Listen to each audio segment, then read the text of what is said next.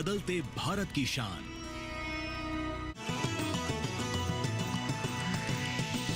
DD किसान, बदलते भारत। नमस्कार, मैं हूं चेतना त्यागी। हमेशा की तरह आज एक बार फिर हाजिर हूं आपका पसंदीदा शो मंडी.com लेकर। मंडी.com में किसान भाई बहनों के लिए जरूरी खबरों के साथ खेती के सिकंदर में शानदार प्रेरक कहानी के अलावा बीते सप्ताह के जरूरी कमोडिटीज के भाव भी हम आपको बताएंगे।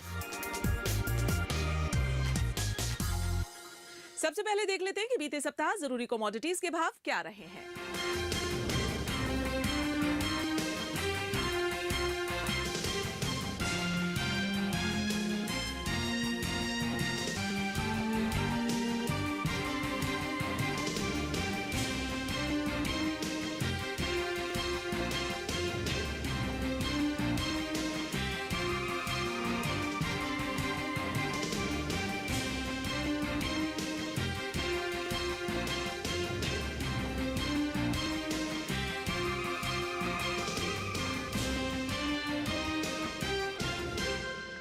और अब एक नजर डालते बीते सप्ताह की खेती किसानी की बड़ी खबरों पर। प्रधानमंत्री किसान सम्मान निधि योजना के लाभार्थियों के लिए खुशखबरी है।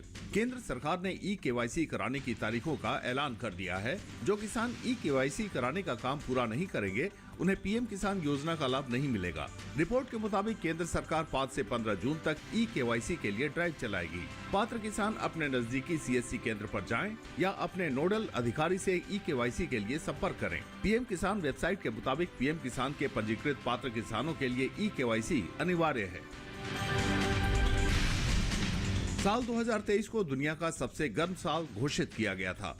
साल 2024 को लेकर कहा जा रहा है कि ये सारे रिकॉर्ड तोड़ते हुए साल 2023 से भी गर्म हो सकता है। मॉनसून और लू यानी हीट वेव को लेकर इस हफ्ते आईएमडी ने समीक्षा बैठक की थी, जिसके बाद जून महीने का पूर्वानुमान जारी किया गया। आईएमडी के मुताबिक दक्षिण भारत को छोड़कर पूरे देश का मासिक तापमान सामान्य से अधिक रहने का पूर्वानुमान है। आईएमडी के अनुसार नॉर्थ ईस्ट राज्यों में जून माह में मानसून की बारिश सामान्य से कम होने का अनुमान है, जबकि उत्तर पश्चिम में सामान्य और देश के मध्य और दक्षिण हिस्सों में सामान्य से ज्यादा मानसून की बारिश हो सकती है।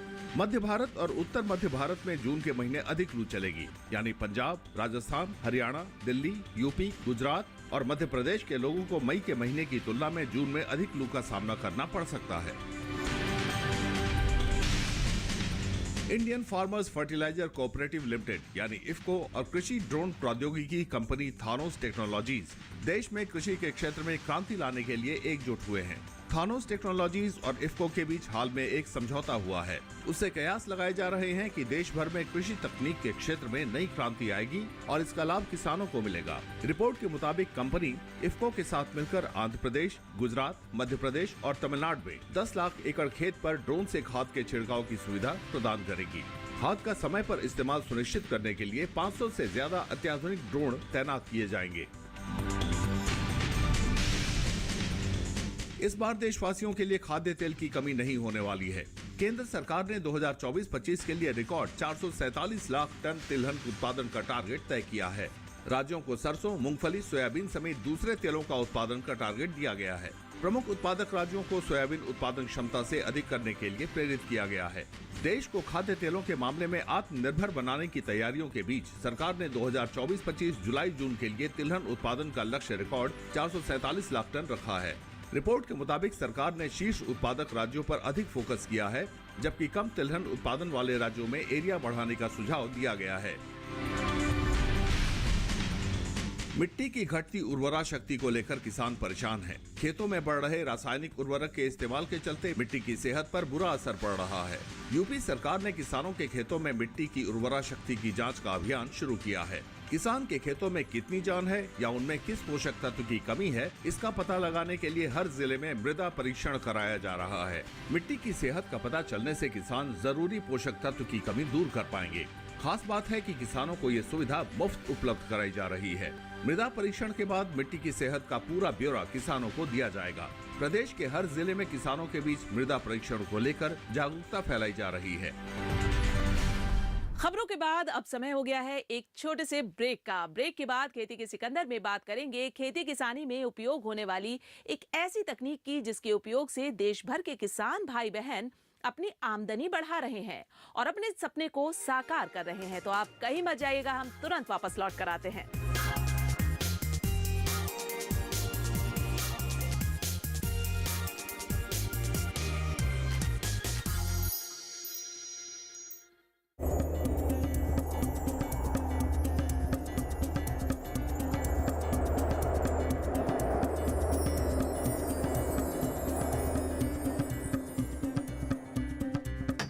तोड़कर मजबूरी की जंजीरें, मेरी मेहनत से निकले चमकते हीरे, पल छिन्न बरसते थे बादल, थी धूप कड़कती, हर पल मेरे सीने में एक उम्मीद धड़कती। अपनी देह को खाद बनाया,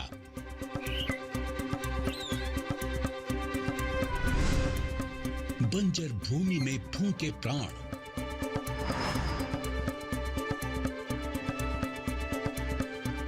भारत की फार्म लेडी, ये है धरती की शान। भारत की फार्म लेडी जल्द आ रही है डीडी किसान पर।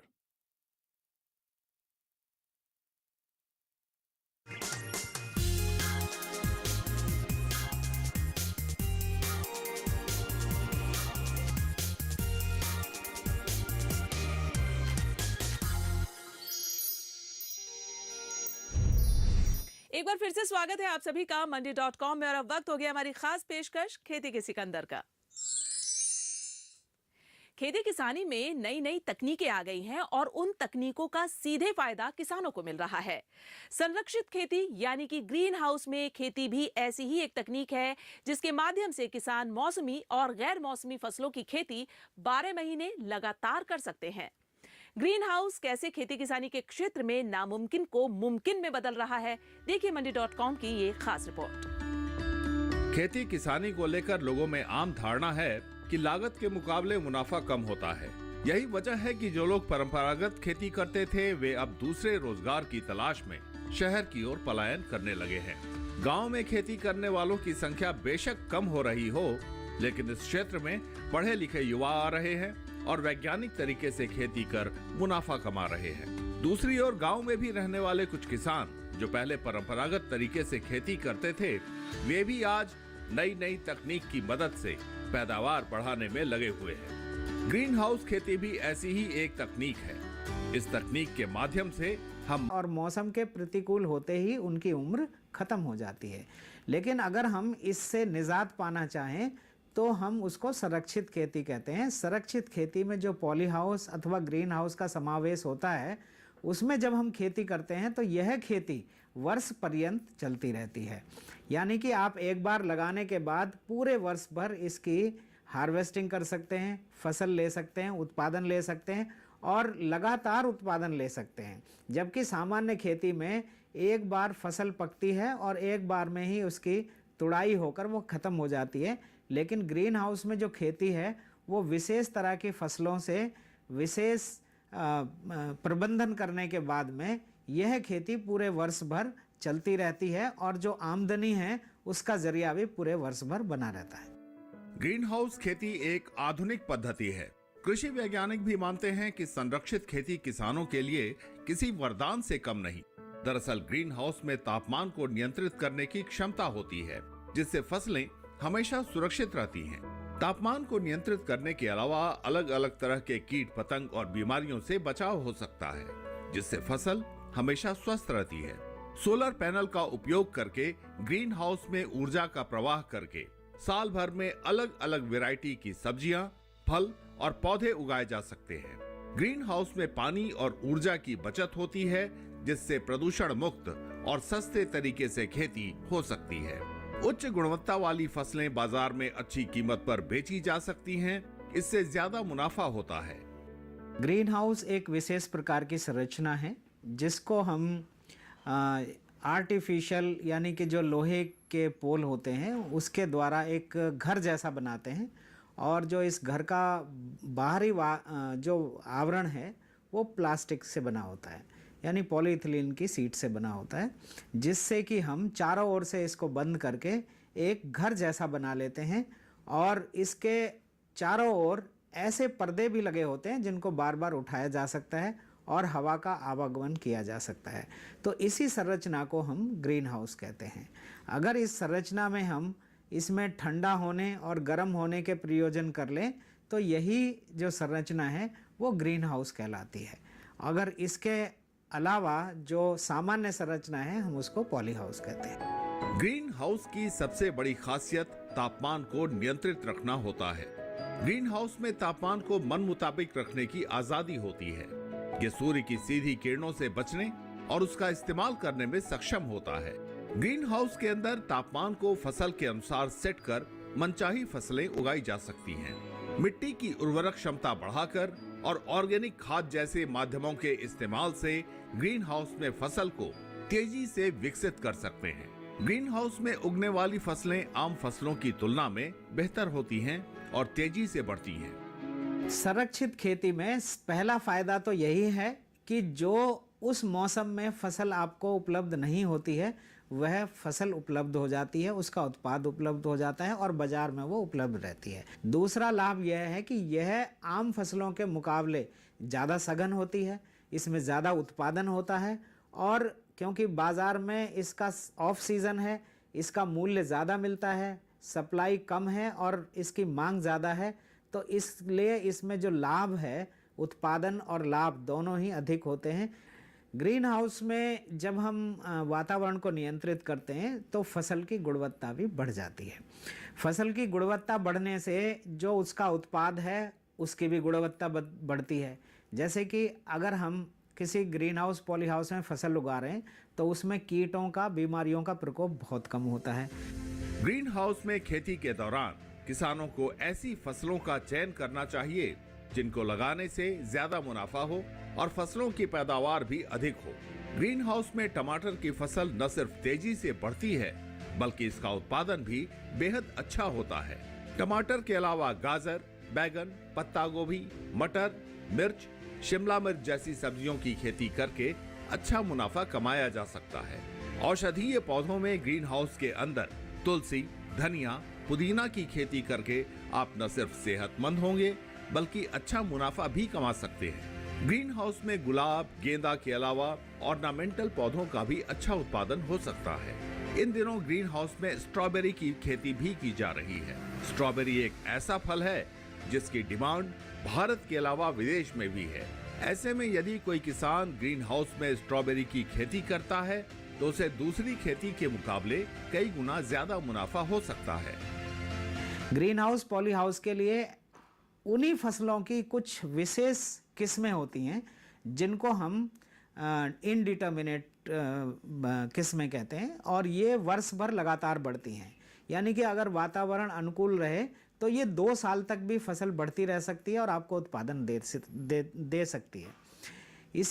इसमें जो अगर हम चाहें कि कुछ फसलों को जो कम समय में तैयार होती हैं हम ग्रीन हाउस में उगाएं तो निश्चित रूप से उनकी जो पैदावार है सापेक्ष रूप में ग्रीन हाउस में अधिक होती है और सामान्य जो खुले खेत हैं उनमें कम होती है। उसका एक मुख्य कारण यही है, एक तो वातावरण में बढ़ाव चढ़ाव आता रहता है, दूसरा यह है कि जो वातावरण में बदलाव आता है उससे उतना उत्पादन नहीं मिल पाता कम समय में जितना कि ग्रीन हाउस में मिलता है। जैसे अगर हम देखें जो लीफी वेजिटेबल्स हैं या ऐसे फूल हैं कि जो एक ही समय में आ जाते हैं और अगर वो 3 महीने की अवधि के हैं तो हम ग्रीन हाउस में उसकी 3 फसल ले सकते हैं, जो कि बाहर के खुले क्षेत्र में 3 फसलें लगातार लेना संभव नहीं है क्योंकि हम वहाँ का वातावरण नियंत्रित नहीं कर सकते। ग्रीन हाउस का कर सकते हैं तो उसमें 3 फसलें भी हम ले सकते हैं। सचमुच ग्रीन हाउस तकनीक के तहत फसलों के लिए एक ऐसा वातावरण तैयार किया जाता है जहां जलवायु परिवर्तन के प्रभाव को कम किया जा सकता है ताकि फसलों पर कोई विपरीत प्रभाव ना हो। यहां रुकेंगे एक और छोटे से ब्रेक के लिए। ब्रेक के उस पार बताएंगे कि ग्रीन हाउस को लेकर सरकार की ओर से किसानों को किस तरह से मदद दी जाती है।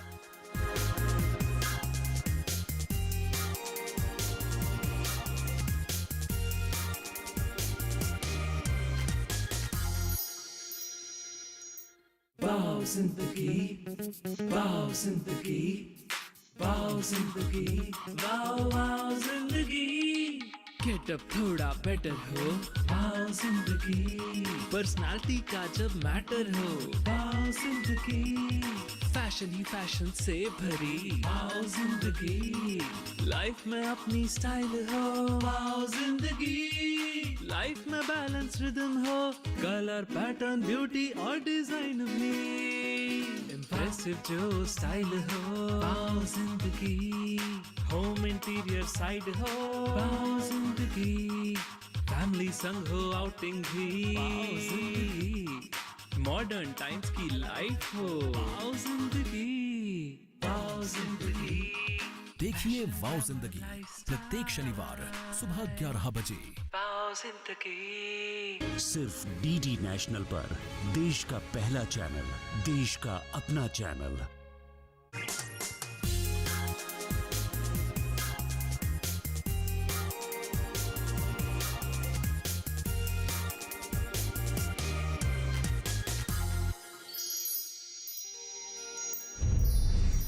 स्वागत है ब्रेक के बाद आप सभी का मंडी.com में। आजकल ज्यादातर किसान खेती में कई नए प्रयोग करके आधुनिक तकनीक के इस्तेमाल से खूब मुनाफा कमा रहे हैं। किसानों को इस तरह की पहल के लिए प्रोत्साहन हेतु सरकार सब्सिडी भी मुहैया कराती है। राष्ट्रीय बागवानी मिशन के तहत संरक्षित खेती के लिए किसानों को ग्रीन हाउस निर्माण के लिए अनुदान भी दिया जा रहा है। कृषि वैज्ञानिकों के मुताबिक ग्रीन हाउस के भी कई प्रकार होते हैं। पैसिव ग्रीन हाउस में आप तापमान और हवा को नियंत्रित करने के लिए सूर्य की रोशनी और हवा का उपयोग कर सकते हैं, जिसमें ऊर्जा का इस्तेमाल बेहद कम मात्रा में होता है। इसके अंतर्गत फसलों की गुणवत्ता बेहतर होती है, जबकि एक्टिव ग्रीन हाउस में पानी, हवा और तापमान का नियंत्रण अलग अलग प्रकार की तकनीक से किया जाता है। इसमें तापमान कम या ज्यादा किया जा सकता है। एक्टिव ग्रीन हाउस में फसलों को सीधा पोषण मिल जाता है, जिससे उनका तेजी से विकास होता है और मिट्टी की आवश्यकता बेहद कम होती है। वहीं हाइड्रोपोनिक ग्रीन हाउस में आप मिट्टी के बजाय पानी के साथ खाद सप्लाई करके पौधों का पोषण कर सकते हैं। हाइड्रोपोनिक ग्रीन हाउस के तहत वायुमंडल में उपस्थित तरह तरह के कीट पतंगे और हानिकारक बीमारियों से भी फसलों को सुरक्षित रखा जाता है, जिससे फसलों का ग्रोथ तेजी से होता है। पैसिव ग्रीन हाउस का मतलब है कि ग्रीन हाउस को अपनी प्राकृतिक अवस्था में ही रहने दिया जाए, तो नेचुरल जो वातावरण है वो बना रहेगा। हवा आएगी और ग्रीन हाउस के अंदर घुसेगी और वो गर्म हवा को पुश करेगी, जो कि ऊपर चली जाएगी या साइड से बाहर चली जाएगी। तो आमतौर पर गर्म हवा ऊपर उठती है और ठंडी हवा नीचे रहती है। तो जब नीचे ठंडी हवा प्रवेश करती है तो वो गर्म हवा को धक्का देती है और वो ऊपर के वेंटिलेशन से निकल जाती है। तो इसको हम पैसिव ग्रीन हाउस कहते हैं। एक्टिव ग्रीन हाउस हम उसको कहेंगे जहाँ पर हम यंत्रों का इस्तेमाल कर रहे हैं, मशीनों का इस्तेमाल कर रहे हैं उस हवा को बाहर निकालने के लिए। तो एक तरफ तो आपका जो कूलिंग पैड चल रहा है, दूसरी तरफ एग्जॉस्ट फैन चल रहा है। जितनी हवा अंदर आ रही है उतनी हवा वो बाहर निकाल रहा है। तो इस और जिस तरह से जो रूफ है वो अपना काम कर रही है कि ज़्यादा धूप हो गई तो वो बंद हो गई और कम धूप होगी तो वो खुल गई।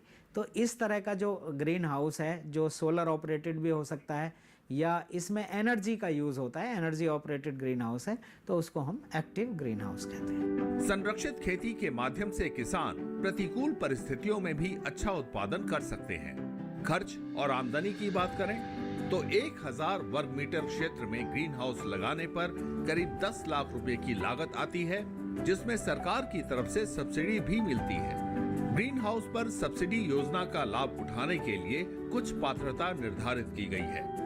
इसमें किसानों के पास खुद की खेती योग्य जमीन का होना जरूरी है। ग्रीन हाउस निर्माण के लिए सामान्य वर्ग के किसानों को इसकी लागत पर सरकार से 50% सब्सिडी मिलती है।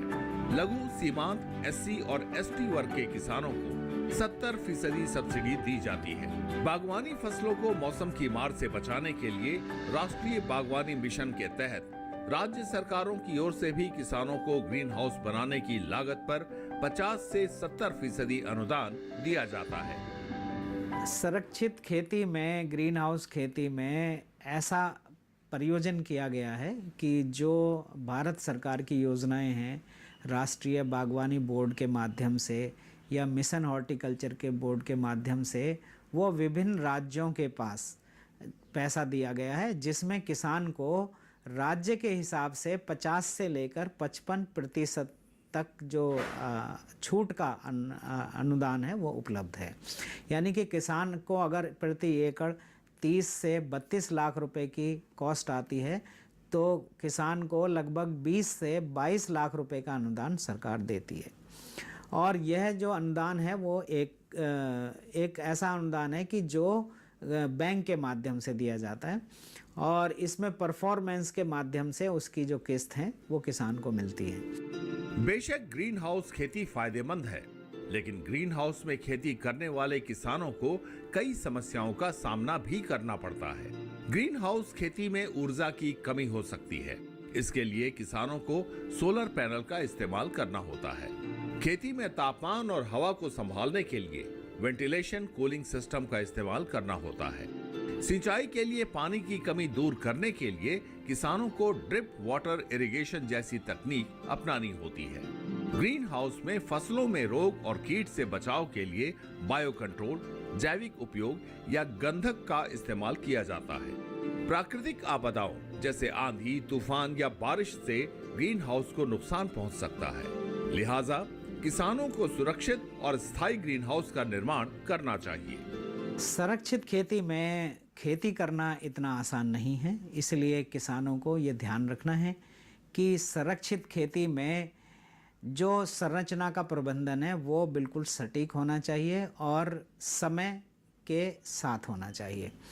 तो समय समय पर आप अपनी संरचना को एक तो सैनिटाइज कर लें, फसल लगाने से पहले उसको बिल्कुल साफ कर लें, क्लीन कर लें, ताकि पहली फसल के अवशेषों पर बीमारी के रोगाणु ना रहें। इसके साथ साथ हर साल अगर खेती अच्छी हो भी रही है तब भी आप अपनी मिट्टी और पानी का जांच अवश्य करें, वरना लगातार उसी मिट्टी और पानी को इस्तेमाल करने से आपको प्रॉब्लम हो सकती है। तो इसमें बहुत ही ज़रूरी है कि समय समय पर मिट्टी में जो उपलब्ध पोषक तत्व हैं उनकी जांच करते रहना चाहिए और जो पानी की गुणवत्ता है जिसको आप बार बार खेत में डाल रहे हैं इरिगेशन, ड्रिप इरिगेशन के माध्यम से, तो उनकी जांच कर लेनी चाहिए। ग्रीन हाउस में सब्जियों की खेती करने के कई फायदे हैं। सब्जियां सर्दियों में पाले और गर्मियों में तेज धूप से बची रहती हैं। मौसम और कीट रोग जनित नुकसान को काफी हद तक कम किया जा सकता है। संरक्षित खेती करके फसलों को आवारा पशुओं से बचाया जा सकता है। ग्रीन हाउस में सब्जियों के अनुकूल मौसम रहने से इनके खराब होने का खतरा भी नहीं के बराबर रहता है। इससे किसानों को फसल खराब हो जाने की वजह से होने वाला आर्थिक संकट नहीं झेलना पड़ता है। वैसे भी अब कृषि सेक्टर मॉडर्न हो गया है। बैलों की जगह ट्रैक्टर और रेहट की जगह ट्यूबवेल ने ले ली है। ऐसे में नई तकनीकों के सहारे आप किसी भी फसल की खेती किसी भी मौसम में कर सकते हैं और ये सब संभव हो पाया है ग्रीन हाउस की वजह से। नई दिल्ली से मंडी.com के लिए अनिल वत्स के साथ किशन भारद्वाज। मंडी.com में आज बस इतना ही। अगले सप्ताह मैं फिर आऊंगी किसानों को प्रेरणा देने वाली सफलता की एक कहानी और दूसरी जरूरी खबरें लेकर। तब तक के लिए नमस्कार और आप देखते रहिए दूरदर्शन किसान। आपकी राय हमारे लिए बहुत महत्वपूर्ण है। आप हमारे टोल फ्री नंबर पर कॉल कर सकते हैं और अपनी राय दे सकते हैं। साथ ही आप ईमेल के जरिए भी हमें अपनी राय दे सकते हैं। हमारा ईमेल पता है ncdexmandi@gmail.com।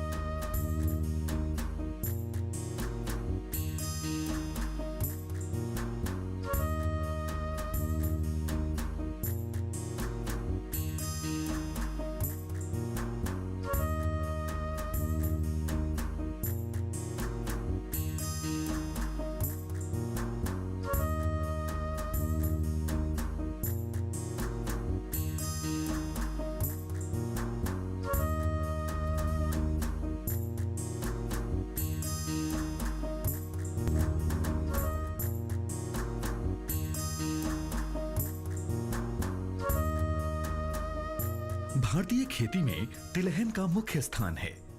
देश में तिलहनों में सुधार करने के लिए भारतीय कृषि अनुसंधान परिषद यानी ICAR ने अप्रैल 1967 में अखिल भारतीय तिलहन समन्वित अनुसंधान परियोजना की स्थापना की थी। 5वीं पंचवर्षीय योजना में तिलहनों, विशेष रूप से राई सरसों पर अनुसंधान कार्यक्रम को और भी सुदृढ़ बनाया गया। 28 जनवरी 1981 को हरियाणा कृषि विश्वविद्यालय हिसार में राई सरसों के लिए प्रथम परियोजना समन्वय इकाई की स्थापना की गई। 7वीं योजना के दौरान भारतीय कृषि अनुसंधान परिषद ने 1990 में गठित समिति की सिफारिश के आधार पर राज्य कृषि विभाग, राजस्थान सरकार के अनुकूलन परीक्षण केंद्र सेवर भरतपुर में राई सरसों पर आधारभूत, रणनीतिक और अनुप्रयुक्त अनुसंधान संचालित करने के लिए भारतीय कृषि अनुसंधान परिषद ने 20 अक्टूबर 1993 को राष्ट्रीय सरसों अनुसंधान केंद्र की स्थापना की। फरवरी 2009 को इस केंद्र को सरसों अनुसंधान निदेशालय के रूप में विकसित किया गया।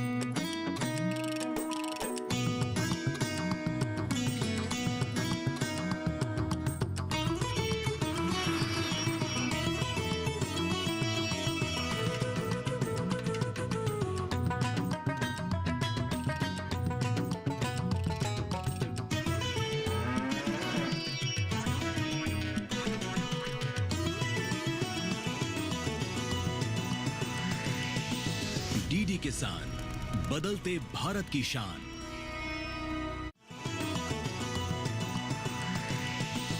डीडी किसान, बदलते भारत की शान।